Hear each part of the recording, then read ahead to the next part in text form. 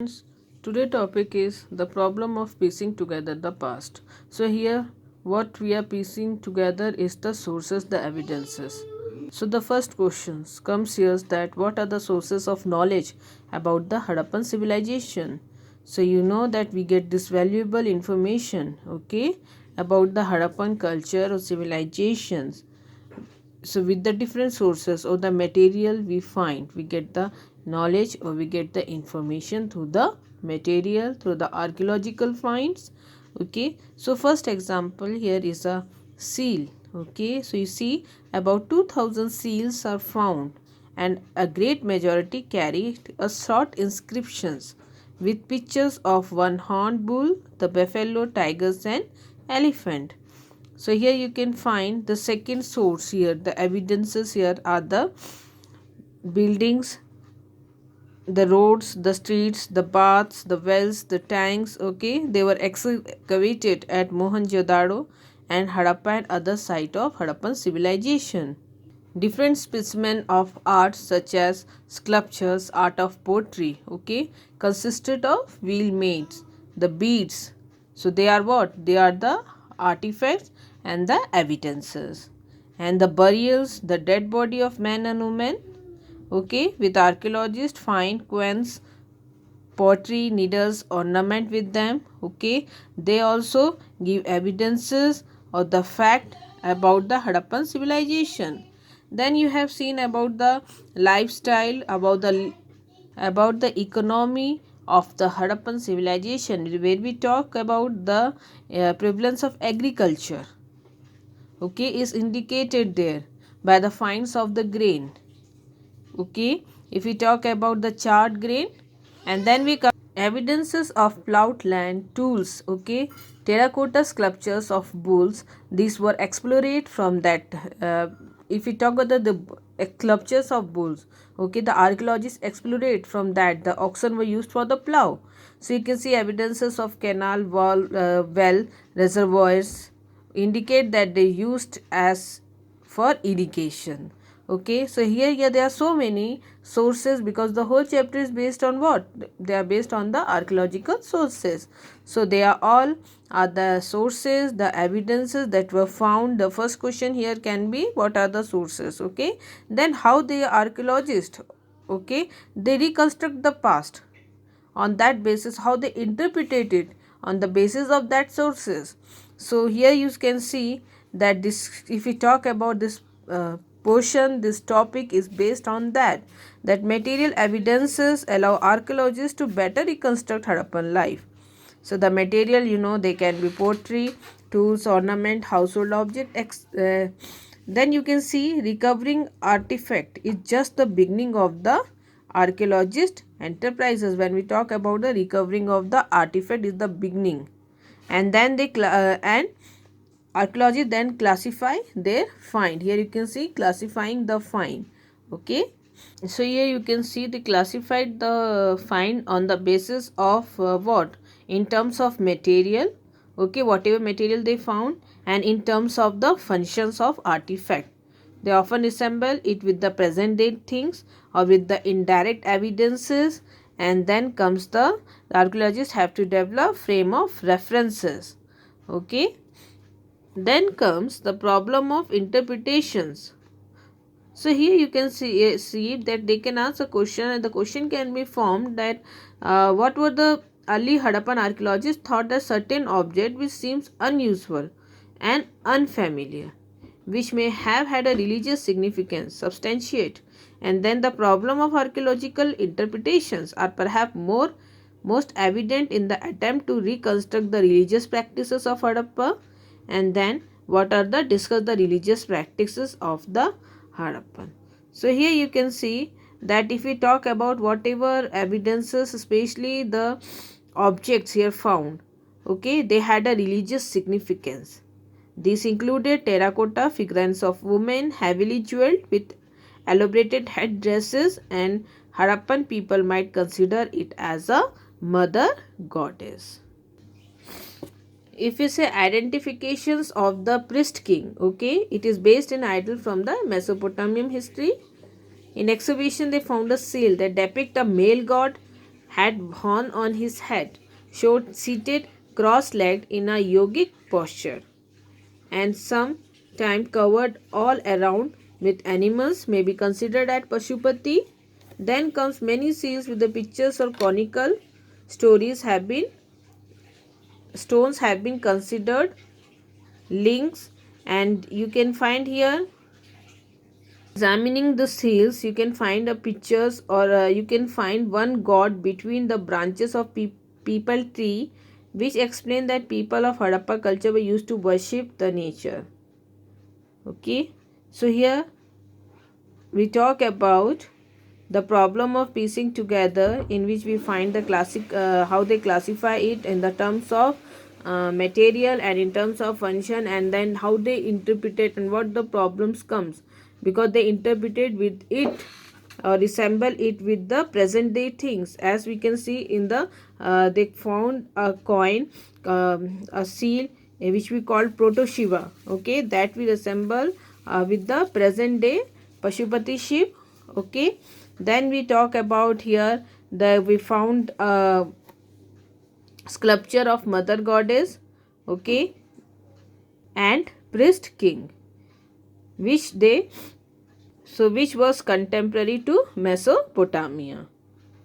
Now come to the source based questions. Okay, several questions will ask from the passage, and I hope you can attempt any kind of passage regarding this chapter while reading this chapter. Okay, so here we take the example of a passage that the title of the passage here is how artifacts are identified.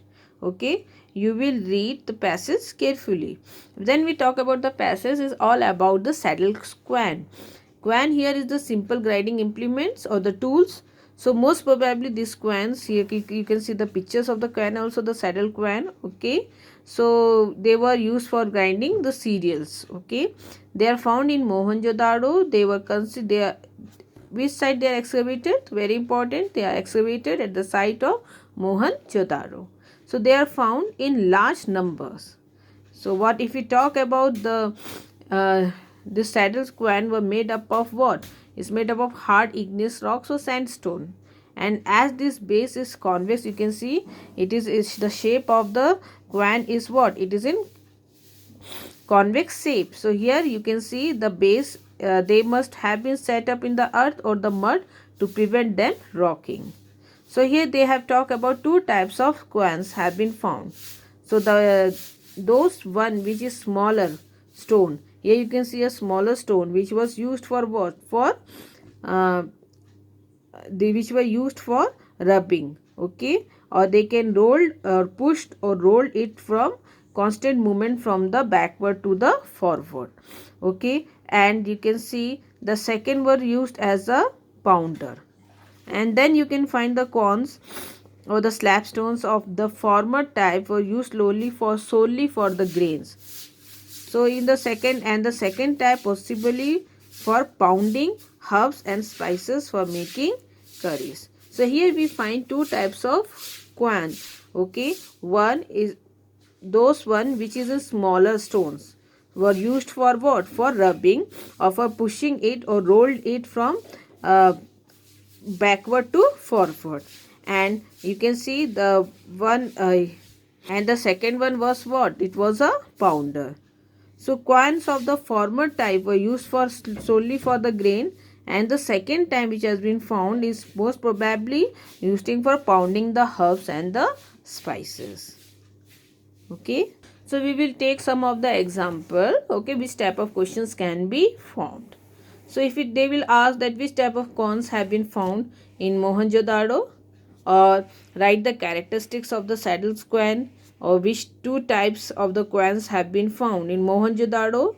Okay, so if we talk about their different uses, okay, for which purpose they were used. So these are the questions, somewhere they will form, and some questions they will directly ask, and some you have to comprehend. Okay, another passage, okay, we discuss here is the evidence of an invasion. Okay, so this comes evidence when we talk about the evidence of invasions. Okay, it's about the disappearance or the decline of the Harappan civilization. Okay, so one factor which was responsible for the declination or disappearance of Harappa was the invasions of Arya. So here the passage, okay. So you can see a passage lane which is the width. If we talk about, this is the source, okay. So what are the sources are the here the evidences, here you can find the buried, the skulls, the bones, okay, which were found at the site of Mohenjo-daro, and the source was presented by whom? By John Marshall. Okay, then here comes that there is a passage lane, okay, varying the width 3 to 6 feet. The lane when turned westward, a part of skulls and the bones of thorax, the upper arms were discovered, all in a crumbled condition. At the depth of 4 feet to 2 inches, the body was lay on its back diagonally across the lane. 15 inches to the west, there were a fragment of tiny skulls. Because of these remains that were being found here, it has given the name, or it owed the name of Deadman Lane. Okay, so this is the source. Then you can see 16 skeletons of the people with the ornaments they were wearing, okay, when they died, were found some part of the Mohenjo-daro in 1925. So much later in 1947, Mortimer Wheeler, the Director General of Archaeological Survey of India, tried to correlate these archaeological evidences with that of the Rig Veda. Okay, so Rig Veda mentioned Pur. Pur's meaning the fort, the rampart. So Indra, the Aryans' war god, called the Purandar, who was the first destroyer of that Pur. Okay, so here when he talks about that, where were the forts? Either they are talking about the forts or the citadel of Harappa. So what destroyed this firmly? So if we talk about the destroy or destructions of this civilizations, so what destroyed it firmly?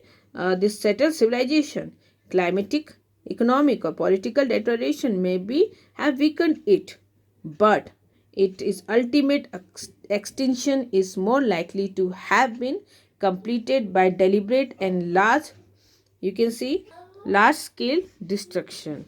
Okay, so men, women and children appear to have massacred. So here in the stand accused for these circumstantial evidences.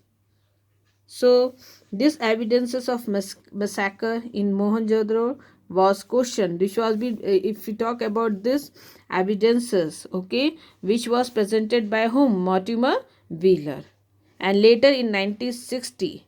So the evidence of this massacre in Mohenjo-daro was questioned by whom? The archaeologist George Dell.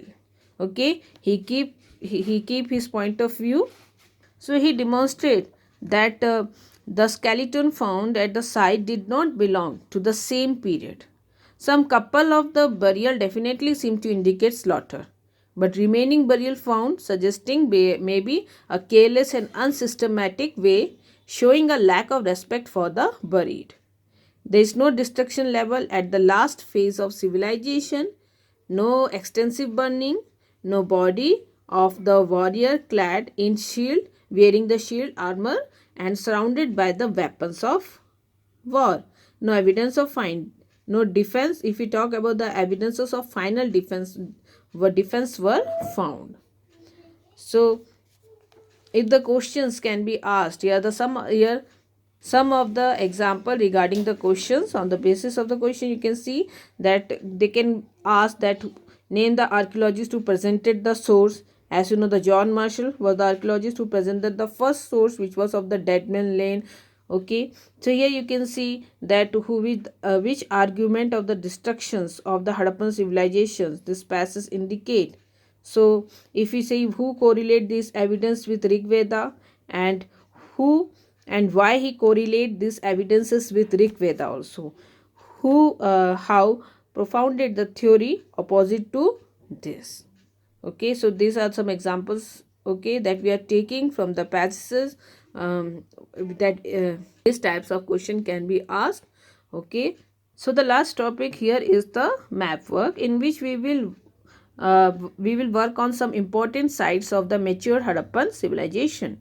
So here I have highlighted, okay, some important sites which are given in your syllabus. So you can see this is the map of India, okay, and their adjacent countries as Pakistan and Afghanistan.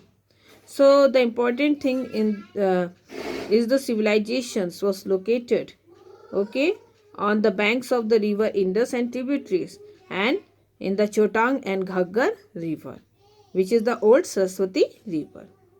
So you can see the demarcations on the map. Okay, here you can see the boundaries that which has been given, and that before filling the sites of the Harappan civilization, it's important to know the location of these sites. Okay, and fill it on the basis of this location, and in which you can take the help of this boundary line, because you can't go through the banks of the river. The reason behind is that whatever map you will get, either it is political or physical map. So the first site we talk about is the Banwali. Okay, so here you can see the boundary line also. Okay, so here you can mark this on the basis of this boundary line, which will help you to to locate or to point a correct location. Okay, so here you can see Banwali, which is in where, which is in Fatehpur districts in Haryana. Okay, which is coming in India. Then you can see the Kalibanga, which is in Hanumangarh districts. Okay, and in Rajasthan. And then we talk about what, which site? Here you can see the Rakhi Garhi, which is in Hisar districts of Haryana. And then comes the Hadappa. Okay, Hadappa, which is Sahiwal district of Sindh in Pakistan, which is located on the bank of river Ravi. Okay, then comes to the Mohenjo-daro, which is in Larkana districts, again in Sindh, Pakistan. Okay, then comes the Kot Diji. It is also located in Sindh, Pakistan. Balakot, you can see Balakot, which is located on the bank of the river at the coastal line, near the coastal line. Okay, and then comes to the Chanhu-Daro, which is located in Nawabsha districts in Sindh, okay, in the Pakistan region. And then comes the Dholavira in the Kutch district of Gujarat, and same in the Nageshwar, you can see at the coastline. Okay, and then comes the Lothal, very important site, is located in Ahmedabad, Gujarat in India.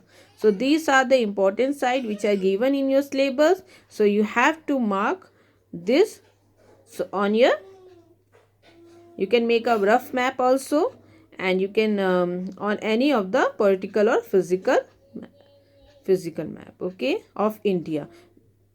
So here we finished this chapter, and we have discussed question answers, the whole question answers related to the topics, the map work, and some of the passages. So the next video will be on the new chapter of history.